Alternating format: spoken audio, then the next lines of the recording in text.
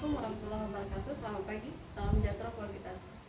Jumpa lagi dengan Ibu Rosita ya. Kali ini kita bahas Indonesia paket B kelas 7. Kita bahas tentang teks prosedur. Harus tahu dulu pengertian teks prosedur itu apa ya. Teks prosedur itu adalah perintah, jenis teks yang berisi langkah-langkah atau tahapan untuk melakukan sesuatu kegiatan agar tujuan itu tercapai dan benar. Jadi ada perintah-perintah di dalam. Ya, ada langkah-langkah. Nah, ciri-ciri teks prosedur yang pertama adalah menggunakan kata kerja imperatif. Imperatif itu adalah perintah, aduklah, terus masukkan, tekan. Itu dia ciri yang pertama. Ciri yang kedua adalah ada urutan langkah-langkahnya yang sistematis. Jadi ada urutan langkah-langkah pertama, kedua, ketiga sampai selanjutnya. Itu dia langkah-langkah teks prosedur. Terus yang ketiga cirinya adalah menggunakan konjungsi temporal. Konjungsi temporal maksudnya adalah penggunaan kata penghubung urutan waktu. Contoh nih, kemudian setelah itu selanjutnya, itu adalah konjungsi temporal. Terus yang keempat disertai alat bahan. Nah ini jika perlu. Jadi jika perlu itu maksudnya opsional, boleh ada boleh tidak.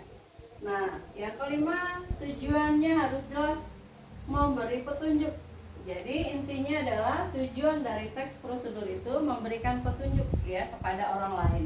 Jadi biar tahu. Nah, struktur yang harus diketahui adalah ada tujuan, alat dan bahan itu opsional, terus langkah-langkah sama penutup. Nah, penutup juga opsional. Boleh ada, boleh tidak. Itu dia strukturnya. Jadi struktur inti adalah tujuan dan langkah-langkah. Oke. Kita harus tahu juga ciri kebahasaan dari teks prosedur itu ada 8. Pertama, menggunakan kalimat perintah. Kalimat perintah di sini ya kalimat yang mengandung makna memerintah atau meminta seseorang melakukan sesuatu. Contoh, peganglah angklung dengan tangan kiri. Jadi angklung itu harus dipegang dengan tangan kiri. Nah, itu dia perintah pertama. Terus contoh yang kedua adalah aduklah bumbu nasi goreng. Jika kita membuat nasi goreng, berarti perintahnya atau langkah-langkah pertama, kedua, ketiga. Jadi sampai nanti aduklah nasi goreng. Bumbu-bumbunya diaduk, masukkan bawang, segala macam. Itu dia kalau membuat nasi goreng. Yang kedua, ciri kebahasaannya menggunakan konjungsi temporal. Nah, di sini ada kata kemudian. Ya. Kemudian masukkan bumbu nasi gorengnya, kemudian nah berikutnya adalah ini langkah yang selanjutnya, terus ada kata selanjutnya, itu dia langkah. Terus yang ketiga menggunakan kata kerja material. Nah tindakan fisik apa pula yang maksudnya tindakan fisik? Tindakan fisik ini berarti melakukan sesuatu. Misalnya kata potong, kan melakukan sesuatu, memotong ya pakai pisau, memotong. Terus merebus, rebuslah mie dalam jangka waktu 2 menit misalnya. Itu kata kerja atau tindakan fisik, ini merebus.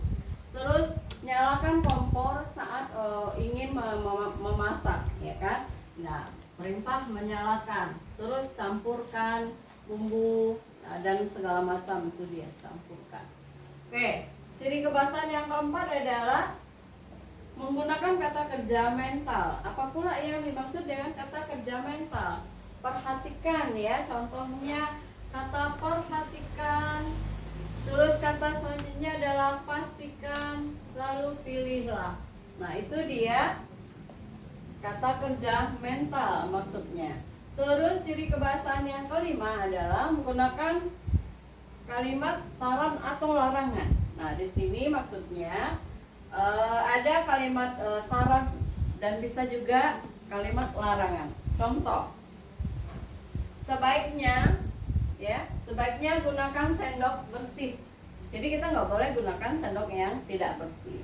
Jadi perintahnya adalah atau kalimat sarannya adalah atau larangannya adalah sebaiknya gunakan sendok bersih. Terus contoh selanjutnya, jangan menyalakan kompor terlalu besar. Jika kompornya dinyalakan terlalu besar, nanti masakan bisa gosong dan lain sebagainya. Gasnya cepat habis juga bisa. Terus Yang keenam, ciri kebahasaan dari teks prosedur adalah menggunakan kalimat deklaratif. Deklaratif itu adalah penjelasan sesuatu, ya, penjelasan tentang penjelasan. Contoh, teh celup biasanya membutuhkan waktu 2-3 menit agar warna keluar sempurna. Jadi kalau kurang dari 3 menit, warna teh celup itu nggak akan keluar, dia tetap bening, ya. Jadi warnanya kurang bagus. Nah, itu adalah kalimat deklaratif, penjelasan. Terus selanjutnya yang ketujuh, ciri kebahasaannya menggunakan istilah teknis sesuai bidangnya. Nah, ini sesuai bidang. Kalau mengenai bahan atau resep, pasti menggunakan kata gram, mililiter. Nah, itu resep. Kalau misalnya berat, misalnya ada kilogram, ada ons, ya. Terus kalau tentang komputer, nah, klik tombol ini, terus install, login. Nah, itu adalah bidang komputer. Sedangkan yang terakhir bersifat objektif dan jelas. Jadi ciri kebahasaan yang terakhir adalah dia bersifat objektif dan jelas. Jelas maksudnya apa, perintahnya dari awal sampai akhir itu harus jelas. Nah, itulah penjelasan mengenai teks prosedur. Nah, contoh misalnya ada contoh-contoh, beberapa contoh di buku paket juga ada. Di sini kita kasih contoh teks prosedur sederhana. Misalnya cara membuat teh manis, ya. Teh manis. Tujuannya adalah membuat secangkir teh manis hangat, ya. Apa yang diperlukan kira-kira dari bahan atau alatnya? Alat dan bahan yang diperlukan adalah gelas, sendok, air panas, teh celup, dan gula pasir. Terus langkah-langkah pengerjaannya ada. Yang pertama, masukkan 1 kantong teh celup ke dalam gelas. Oke, itu langkah pertama. Yang kedua, tuangkan air panas. Jadi air panasnya sudah dimasak dulu ke dalam gelas, ya. Dituangkan ke dalam gelas. Langkah ketiga adalah tambahkan 2 sendok teh gula pasir. Jadi ada 2 sendok gula pasirnya. Terus langkah keempat adalah aduk hingga gula larut. Berarti gulanya sampai larut, sampai hancur. Terus menyatu dengan airnya. Terakhir langkahnya adalah teh manis hangat siap dinikmati.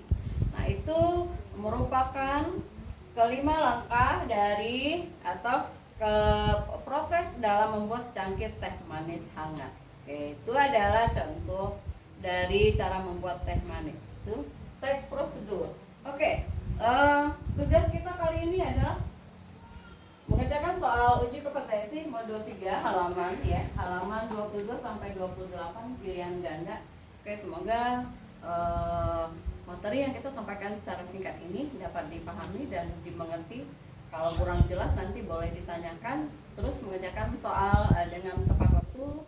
Terima kasih atas perhatiannya. Sampai jumpa lagi. See you. Assalamualaikum warahmatullahi wabarakatuh. Selamat pagi.